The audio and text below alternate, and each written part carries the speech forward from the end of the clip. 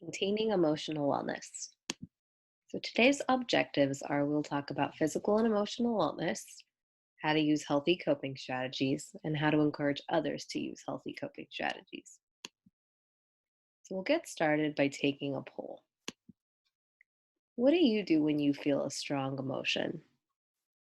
Write in my journal, exercise, count to 10 or more or less, become silent, talk to a friend or other person in your life, sleep, hurt myself or someone else. That could be verbally, that could be physically. Think, reflect. Maybe you do something else. So, emotional wellness.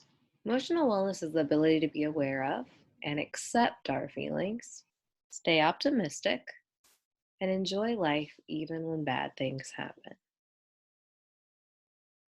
And this is part of our physical wellness as well. Physical wellness means taking care of your body so you can be healthy. Taking proper care of your body means exercising, eating healthy foods, and paying attention to your emotional wellness. Because how we feel affects our body. So we'll watch a video about stress.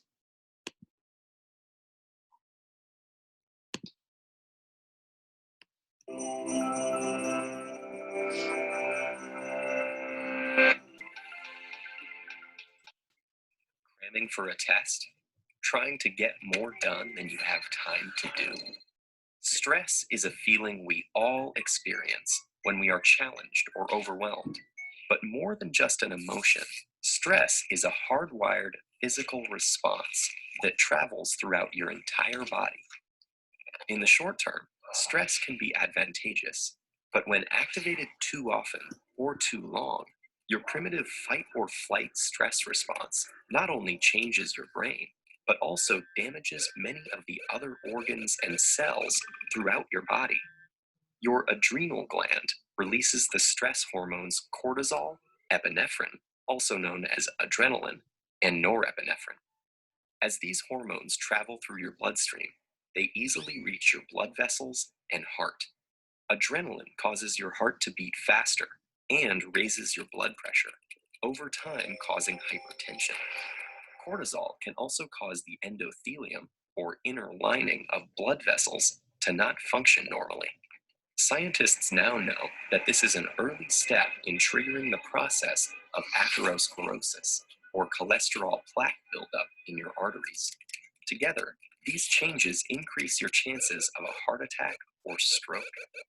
When your brain senses stress, it activates your autonomic nervous system. Through this network of nerve connections, your big brain communicates stress to your enteric or intestinal nervous system. Besides causing butterflies in your stomach, this brain-gut connection can disturb the natural rhythmic contractions that move food through your gut, leading to irritable bowel syndrome, and can increase your gut's sensitivity to acid, making you more likely to feel heartburn. Via the gut's nervous system, stress can also change the composition and function of your gut bacteria, which may affect your digestive and overall health. Speaking of digestion, does chronic stress affect your waistline? Well, yes. Cortisol can increase your appetite. It tells your body to replenish your energy stores with energy-dense foods and carbs, causing you to crave comfort foods. High levels of cortisol can also cause you to put on those extra calories as visceral or deep belly fat. This type of fat doesn't just make it harder to button your pants. It is an organ that actively releases hormones and immune system chemicals called cytokines that can increase your risk of developing chronic diseases, such as heart disease and insulin resistance. Meanwhile, stress hormones affect immune cells in a variety of ways. Initially, they help prepare to fight invaders and heal after injury, but chronic stress can dampen the function of some immune cells, make you more susceptible to infections, and slow the rate you heal. Want to live a long life? You may have to curb your chronic stress. That's because it has even been associated with shortened telomeres. the shoelace tip ends of chromosomes that measure a cell's age. Telomeres cap chromosomes to allow DNA to get copied every time a cell divides without damaging the cell's genetic code, and they shorten with each cell division. When telomeres become too short, a cell can no longer divide, and it dies. As if all that weren't enough, chronic stress has even more ways it can sabotage your health, including acne, hair loss, sexual dysfunction, headaches, muscle tension, difficulty concentrating, fatigue, and irritability. So, what does all this mean for you? Your life will always be filled with stressful situations, but what matters to your brain and entire body is how you respond to that stress.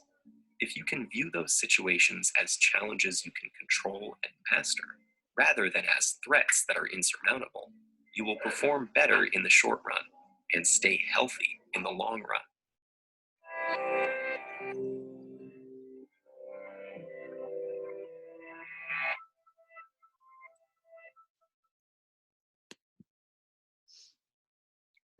Oh, can you think of some ways that emotions affect your health?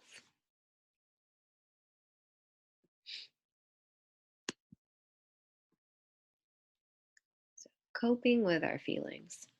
When strong feelings come up, we all have ways we try to cope with them. Coping means to handle something successfully. So let's look at some healthy and positive coping strategies, along with some unhealthy and negative coping strategies that we might try. What do we think? Do we think playing is healthy and positive? Thinking, reflecting, threatening someone, throwing a tantrum, sleeping, talking to a friend, seeing a friend, throwing things, counting to 10, taking deep breaths, screaming, walking away, listening to music, writing in a journal, trying to hurt someone, exercise, punch pillows, draw, paint, hug a teddy bear, read a book, gossip, talk to trusted adult or parent, talk to myself, feel sorry for myself, sing, cry, become silent, develop an attitude, take a shower or a bath, talk with the person involved, go to a peaceful place, relax, hurt myself.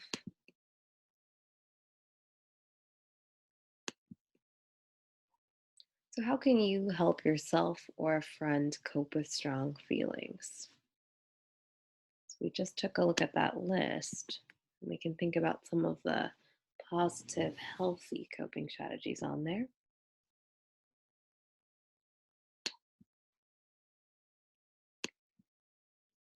And these are some resources that you can use that can help you learn a little bit more about emotional wellness and stress.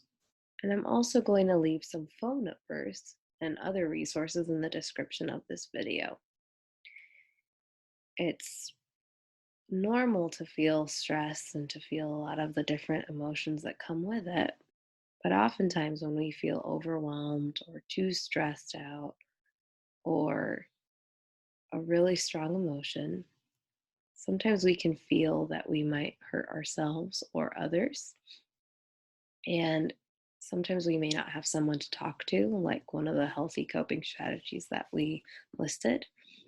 But there are many different phone numbers that you can call or you can text so that you can talk to somebody to help you process your feelings in a healthy way so that you aren't hurting yourself or others. So I'm going to leave those in the description box. Remember, those numbers are accessible at any time.